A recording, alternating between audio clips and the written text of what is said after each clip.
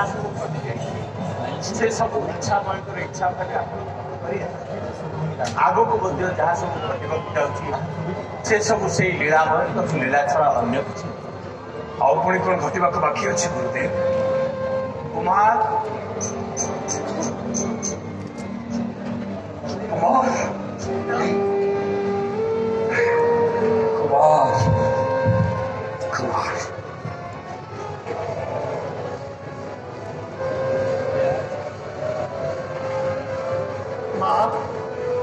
मां को विषय में सब सुनी सच्ची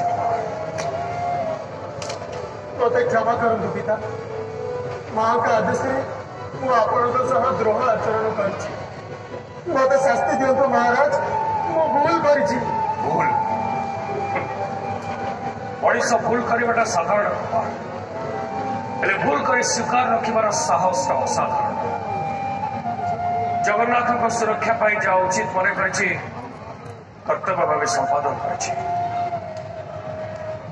अवश्य महाराणी प्रति मु अन्याय कर तुम मां को दोषी कुमार ଭଲ କଲା କି ଆଉ ଅଙ୍ଗମଣ୍ଡଳୀ ଗଲା ପରେ ଜଗନ୍ନାଥଙ୍କ ଚକା ଆଜି ଦାଉ ଦାଉ ଏଇ ମଣି ଭଳିଆ ଜଣୁଛି।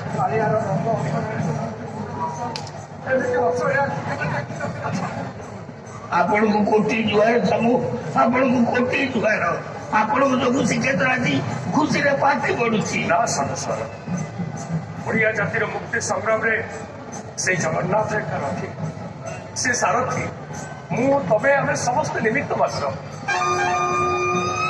ମହାରାଜ ଶ୍ରୀଜୀଉଙ୍କର ନବଯୌବନ ଦର୍ଶନ ଆରମ୍ଭ ହେଲା ଚାଲନ୍ତୁ ସାମୁ ଜଗା ବଳିଆର ନବ ଯୌବନ ଦର୍ଶନ କରିବା ହୁଅନ୍ତୁ ଚାଲୁ। ହଁ ମହାରାଜ ମତେ ଯେ ଶ୍ରୀପଦର ଡେଇଁବା ମନ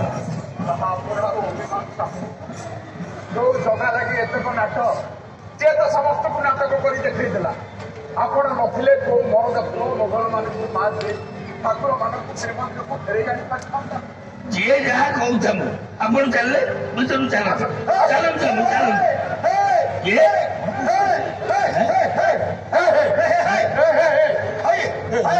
ସିନା ଜାତି ହେଇଥିଲେ ତାପରେ ତମେ ମାନଙ୍କର ସବୁ ବୁଦ୍ଧିଆ ଚାଲ ଠାକୁର ରହିଲେ ବୋଲି ପୂର୍ବର ସୂର୍ଯ୍ୟ କଣ ପଶ୍ଚିମ ହୋଇବ ନା ମୁକ୍ତି ମଣ୍ଡପ ପଣ୍ଡିତ ସଭା ଯୋଉ ନିଷ୍ପତ୍ତି ନେଇଛି ଆଏ ସେଇଟା ପୁଣି ବଦଳିଯିବ। ମହାରାଜ ମନ୍ଦିର ଭିତରକୁ ପଶିଲେ ମନ୍ଦିର ସୌଧ କରିବାକୁ ମାଲେ ମୋ ସବାରି କଥାବାର୍ତ୍ତା କର ମୁଣ୍ଡଟାକୁ ଆଟିକା ମାର୍କେ ଫାଳି ଦେବି ଯେ ଏଇଠି ରକ୍ତ ସ୍ନାନ କରିବ ତାପରେ ଦେଉଳ ସୌଧ କରୁଥା ଆପଣ କାହିଁ ସେ ଅଇଟାଖିଆଙ୍କ କଥା ଶୁଣୁଛନ୍ତି? ଆରେ ଯିଏ ନଥିଲେ ଠାକୁର ଆଜି ପିପିଲି ଦାଣ୍ଡରେ ଧୂଳିକୁ ସକାଳିକି ପଡୁଥାନ୍ତି ତମେ ତାକୁ ଶ୍ରୀମନ୍ଦିର ମନା କରିବ? ଦେଖୁଛୁ ଆରେ ବେପ ଚଢେଇ ନଦା ଛାତି ଦେଖୁଛୁ କିଏ ମା କ୍ଷୀର ପିଇଛି ମହାରାଜ ଗୋଟିଏ ଚାଲୁନୁ ଆରେ ଭାଇ ମଙ୍ଗଳ ସନ୍ଧରେ ଆମ୍ଭେ ମନା କରିବାକୁ କିଏ? ମହାରାଜ ହଉଛନ୍ତି ସ୍ୱୟଂ ଜଗନ୍ନାଥ ଧର୍ମ ଆଉ ଜଗନ୍ନାଥ ସଂସ୍କୃତିର ରକ୍ଷାକର୍ତ୍ତା। ସିଏ ଯଦି ଧର୍ମ ଆଉ ସଂସ୍କୃତି ମୁହଁରେ ଚୂନକାଳି ବୋଳି ମନ୍ଦିର ଭିତରେ ପ୍ରବେଶ କରିବେ ଆମର କିଛି କହିବାର ନାହିଁ। ଆମେ ସେତେବେଳେ କହୁଥିଲୁ ଆଉ ଏବେ ବି କହୁଛୁ ମହାରାଜାଙ୍କର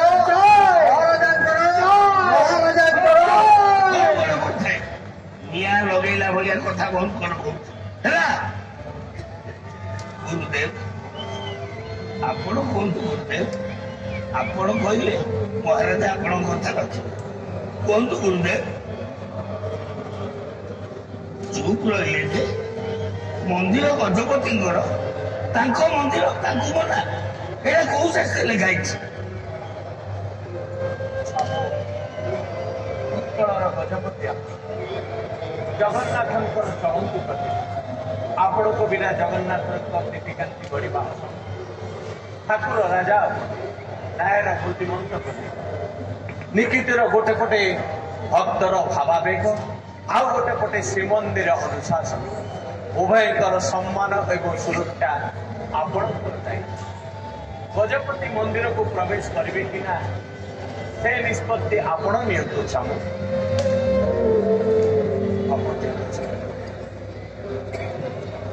ଶ୍ରୀମନ୍ଦିରର ପ୍ରଥମ ସେବକ ଗଜପତି ଗଜପତି ମନ୍ଦିର ଭିତରକୁ ପ୍ରବେଶ ନ କଲେ ଜଗନ୍ନାଥଙ୍କ ସେବାରୁ ବଞ୍ଚିତ ହେଲେ ବିଭ୍ରାଟ ପଡ଼ିଯିବ ଏଣୁ ମୋ ନିଷ୍ପତ୍ତି ନେଉଛି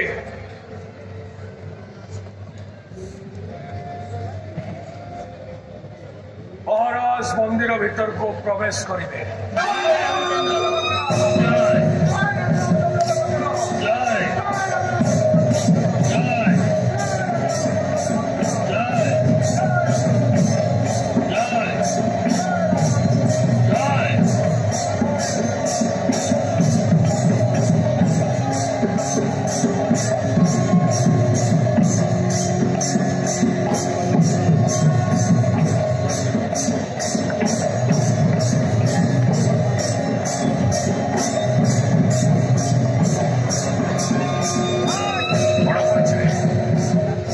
ଆଜିଠାରୁ ଭାଗୀରଥୀ କୁମାର ହେଲେ ଉତ୍କଳର ଗଜପତି।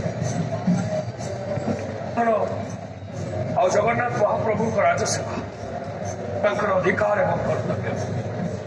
ଯାଉ ସର୍ବସ୍ୱାନ ତମ ଗଜପତିଙ୍କୁ ନେଇ କାଳିଆ ଠାକୁରଙ୍କ ନବଯୌବନ ଦର୍ଶନ କର। ବିଜୟୀ ଭବ। କୋଠ ବଡ଼ କରିছে ରାତି ପାଇଲେ ଜଗନ୍ନାଥଙ୍କର ରଥଯାତ୍ରା ଆହୁରି ଅନେକ କାମ ବାକି ଅଛି ଯେ